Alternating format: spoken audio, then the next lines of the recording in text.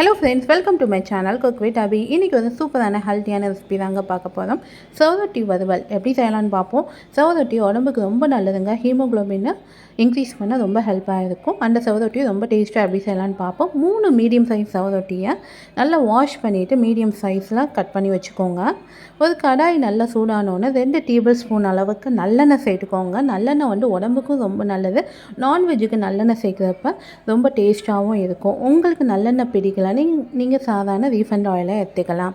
எண்ணெய் கொஞ்சம் நல்லா காஞ்சோன்னே 1 டீஸ்பூன் அளவுக்கு உளுந்தம்பருப்பு சேர்த்துக்கோங்க. இந்த உளுந்தம்பருப்பு இந்த நான்வெஜ் வறுவலுக்கு நீங்கள் வந்து சேர்க்குறப்ப பார்த்தீங்கன்னா அதில் வந்து ஃப்ளேவர் நல்லா இன்னும் இன்க்ரீஸ் ஆகும், செம்ம டேஸ்ட்டாகவும் இருக்குங்க.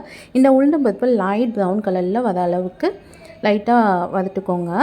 இப்போ 4 காய்ந்த மிளகாயை கிள்ளி சேர்த்துக்கலாம். இதோட 1 டீஸ்பூன் அளவுக்கு சீரகம், 1 டீஸ்பூன் சோம்பு சேர்த்துக்கலாம். இதெல்லாம் நல்லா கொஞ்சம் பொரிஞ்சு வரட்டும். இப்போ 1 கைப்பிடி அளவுக்கு சின்ன வெங்காயத்தை 2ஆக நறுக்கி வச்சுருக்கேன், அதையும் இதில் சேர்த்துடலாம். சேர்த்து 1 கொத்து கருவேப்பிலையை சேர்த்துக்கோங்க. சேர்த்து லைட்டாக வதக்கி விட்டுக்கோங்க. இந்த வெங்காயம் லைட்டாக வதங்கட்டும். நம்ம இந்த ரெசிப்பியில் வந்து தக்காளி எதுவுமே சேர்க்க போகிறது கிடையாது.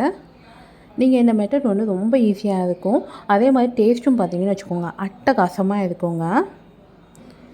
இப்போ கொஞ்சமாக பார்த்தீங்கன்னா லைட்டாக நம்மளுக்கு வந்து அந்த வெங்காயம்லாம் ஓரளவுக்கு லைட்டாக வதங்கி வர ஆரம்பிச்சிருச்சு, நீங்கள் பார்த்தாலே தெரியும்.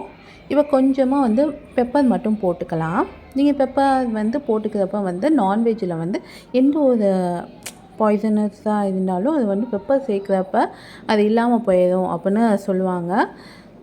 இந்த பெப்பரையும் சேர்த்து ஒருத்தர் லைட்டாக வதக்கி விட்டுக்கோங்க. இந்த வெங்காயம் ஓரளவுக்கு நல்லா வதங்கட்டுங்க, நல்லா வதக்கிடலாம்.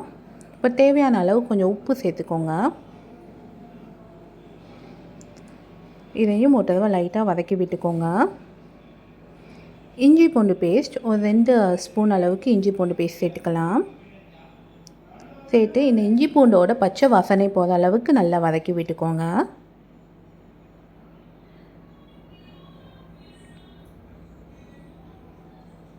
நல்லா நம்மளுக்கு பார்த்திங்கன்னா இஞ்சி பூண்டோட பச்சை ஸ்மெல் எல்லாமே நம்மளுக்கு வந்து போயிடுச்சு.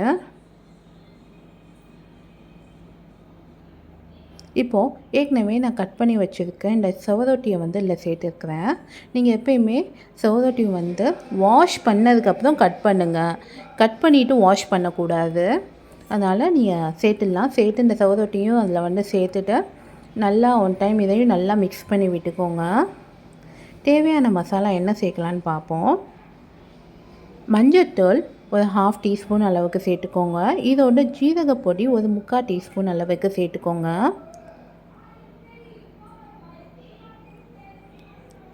இதோட ஒரு 3/4 டீஸ்பூன் அளவுக்கு சோம்பு பொடியும் சேர்த்துக்கோங்க. பெப்பர் பொடி ஒரு டீஸ்பூன் அளவுக்கு சேர்த்துக்கோங்க. சேர்த்து நல்லா இதை ஒரு தடவை மிக்ஸ் பண்ணி விட்டுக்கோங்க. இந்த மசாலா எல்லாம் நல்லா மிக்ஸ் ஆகணும். அந்த அளவுக்கு நல்லா மாதிரி மிக்ஸ் பண்ணி விட்டுக்கோங்க. இந்த அளவுக்கு நல்லா மிக்ஸ் பண்ணிக்கோங்க. வேறு எந்த மசாலாவும் நம்ம சேர்க்கலை, இது மட்டும் தான் சேர்க்குறோம்.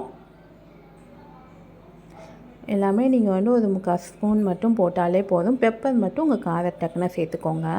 இப்போ கொஞ்சமாக சுவரொட்டி வேகிறதுக்கு மட்டும் கொஞ்சமாக தண்ணி விட்டுடலாம். ரொம்ப தண்ணி விட வேணாம். இந்த சுவரொட்டி முங்குற அளவுக்கு மட்டும் தண்ணி விடுங்க. பாருங்கள், இந்த அளவுக்கு தண்ணி விட்டால் போதும். இந்த சுவரொட்டி முங்குதெல்லாம் அந்த அளவுக்கு மட்டும் நீங்கள் தண்ணி விட்டால் போதும். நல்லா இந்த சுவரொட்டி வந்து நம்மளுக்கு ஒரு கொதி வரட்டும். பாருங்கள், நல்லா அந்த தண்ணியெலாம் நல்லா கொதிக்க ஆரம்பிச்சிருக்கு. இப்போ ஒரு டைம் லைட்டாக அதை வந்து மிக்ஸ் பண்ணி விட்டு மூடி போட்டு ஒரு 15 நிமிஷம் ஒரு லோ ஃப்ளேமில் போட்டுருங்க. 15 நிமிஷம் இது மாதிரி மூடி போட்டு லோ ஃப்ளேமில் போட்டுருங்க. 15 நிமிஷம் கழித்து பார்ப்போம்.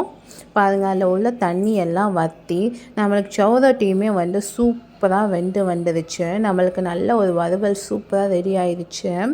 இது வந்து நீங்கள் ரைஸோடு வச்சு சாப்பிடவும், இட்லி தோசைக்கெல்லாம் வச்சு சாப்பிட செம்மையாக இருக்குங்க. சுவரொட்டி வந்து உடம்புக்கும் நல்லது. நம்ம வேறு எந்த மசாலாவும் சேர்க்கலை, வெறும் மிளகு, ஜீரகம், சோம்பு மட்டும்தான் சேர்த்துருக்கோம். நல்ல செரிமானமும் ஈஸியாக ஆயிடும். குழந்தைங்களும் விரும்பி சாப்பிடுவாங்க. நமக்கு சூப்பராக சவரொட்டி ரெடி ஆகிடுச்சு. லாஸ்ட்டாக வந்து நம்ம கொஞ்சமாக கொத்தமல்லி இலை போட்டு இறக்கிடலாம். அவ்வளோதாங்க, சூப்பரான ஹெல்த்தியான சவரொட்டி வறுவல் ஈஸியாக ரெடி ஆயிடுச்சு. இது நீங்கள் ஒரு 20 நிமிஷத்துக்குள்ளே சூப்பராக பண்ணிடலாங்க. இந்த ரெசிபி உங்களுக்கு பிடிச்சிருந்தா மறக்காமல் லைக் பண்ணுங்கள், ஷேர் பண்ணுங்கள், கமெண்ட் பண்ணுங்கள். அப்படியே நம்ம சேனலுக்கு சப்ஸ்கிரைபும் பண்ணிக்கோங்க. தேங்க்யூ ஃபார் வாட்சிங்.